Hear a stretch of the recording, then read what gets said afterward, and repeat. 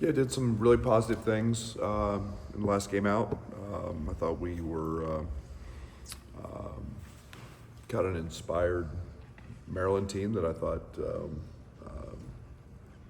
early was very dialed in and very sharp and made some tough shots. I thought Andre did a really nice job defensively. Coy did his first one, and that was it. And then we settled in and made things tough, and you don't expect to get up close to 30 in a league game.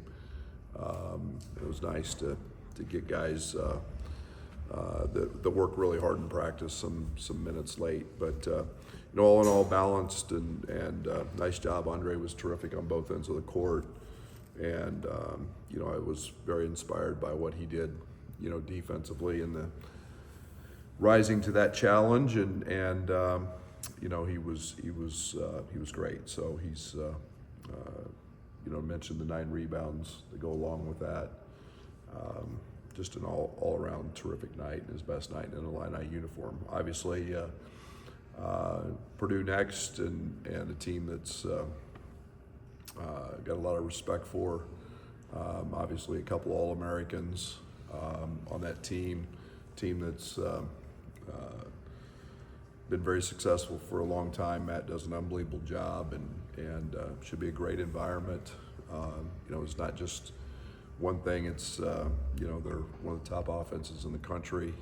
They can hurt you in multiple ways, and there's a lot of experience to go around with that group. So we'll have to play well, and excited about the opportunity, and it's the next game in front of us, and we'll see what it presents. Coach Jake Davis stepped into that starter's role against Maryland, played well.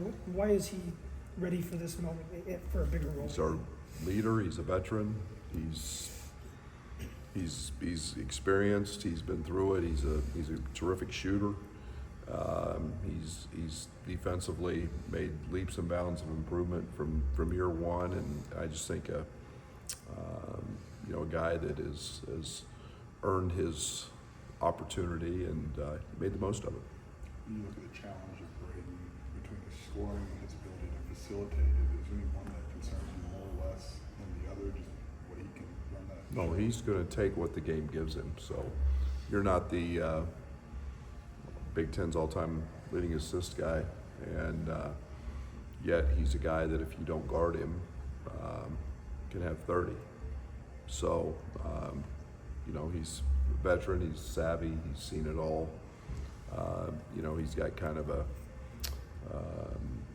he's got an unbelievable knack for making the right plays. He's turned into a very, very good defender.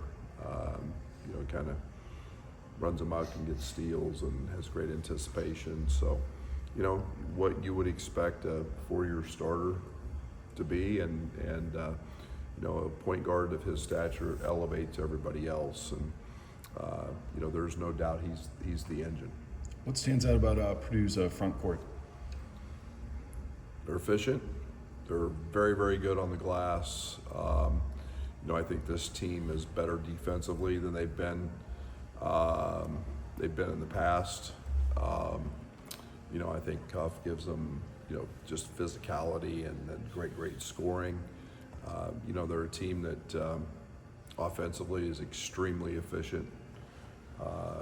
In twos, they get a lot of layups. They get 2 bigs down there on the block all the time that are rooting out rebounds and physical. So, and then Trey's been, he's been Robin, to Batman for a long time, and he's very, very good. He's a motored up guy that plays extremely hard, and I think he had 29 or 30 in here last year against us. Where has Jake maybe improved the most defensively from your year? He tries. I don't think last year he was. I think last year he gave in to the fact that, well, maybe I'm not a great defender, and I mean that in a really positive way. I don't mean it. I think he's accepted the role that he's going to play and be a contributing factor, so he better guard. And I think that last year it was let me go in an offensive rebound and defensive rebound and make open shots. And, you know, this year it's like, man, I got to guard. I can't let my teammates down. So he's great anticipation. He's very good in our gaps. You know, he's got great hands. So he just made a world of improvement in all aspects. You talk a lot about role identification. Just is he maybe a guy that Epitomizes that. He doesn't need the ball, doesn't want the ball, except to shoot open shots. He does everything we ask him to do. And, you know, we talk about a guy that does 95% of, you know, what do you do, you know, the 95% of the time you don't have the ball. For him, it's probably 98%. And he does a lot of things right.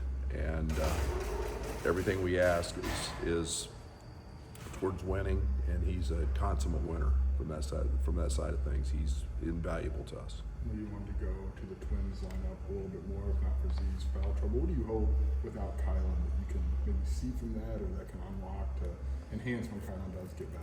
Yeah, lose a good defender, add another one.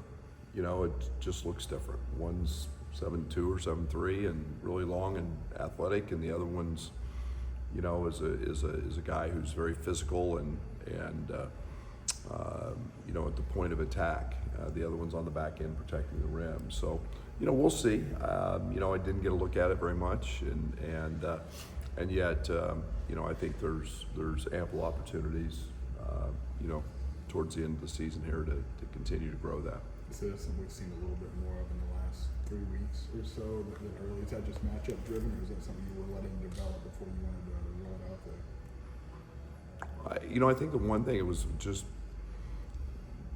you know, getting everybody in the right frame of mind where they were at, getting Tommy in the right shape to play extended minutes, which he's now in that, and I think being able to look at some different things is always a good thing.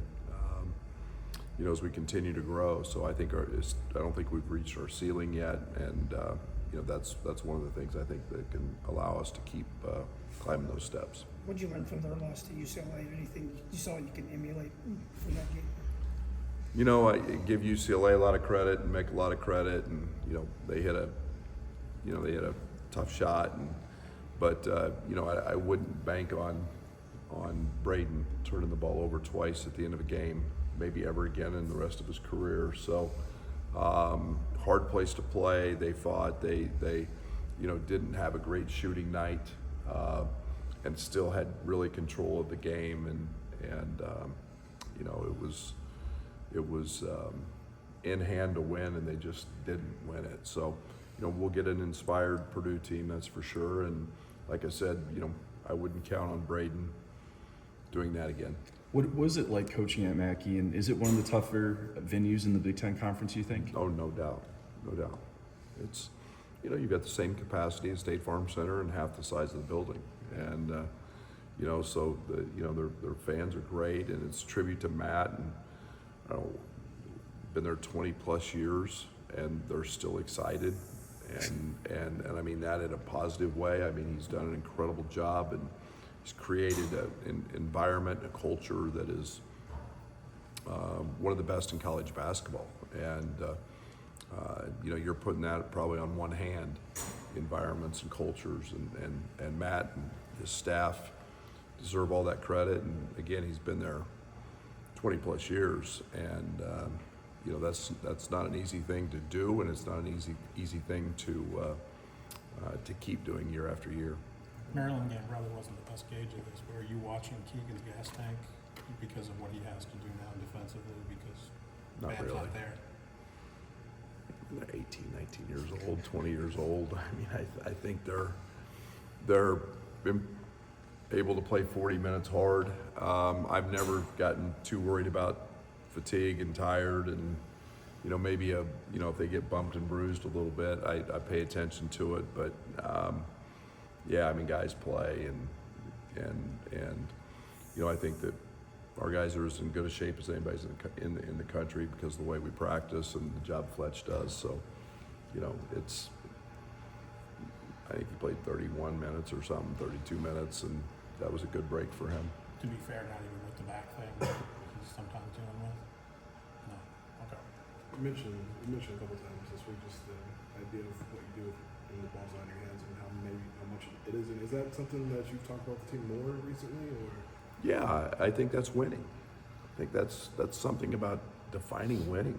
And what do you do when you don't have the ball? What impacts whether it's running hard, whether it's going to the glass to rebound, whether it's setting a screen, whether it's being in help, whether it's whatever your job is in that moment, doing it.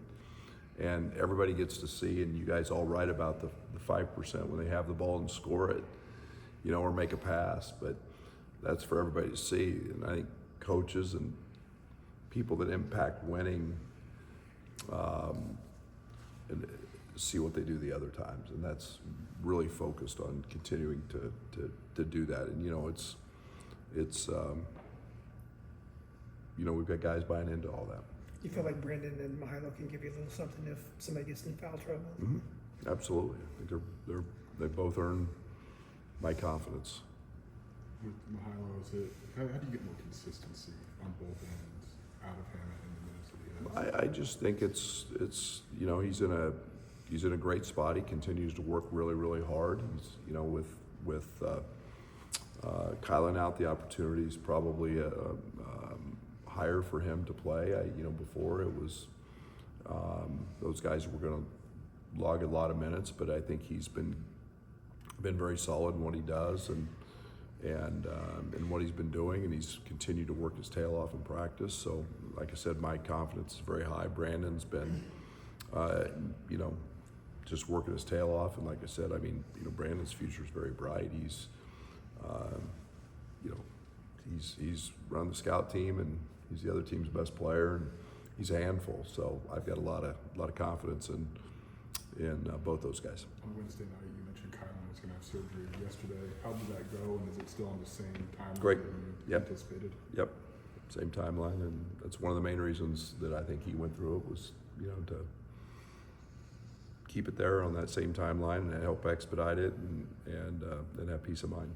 I'm sure you've seen the situation with the former Alabama player trying to come back after signing a few NBA contracts. Just what are your thoughts on that, since it's something we haven't seen yet in this whole saga? Yeah, I think that everybody in life has choices and decisions to make. And I think once you're, what's the right word? Once you make a decision to leave our system, which is us, you made that choice.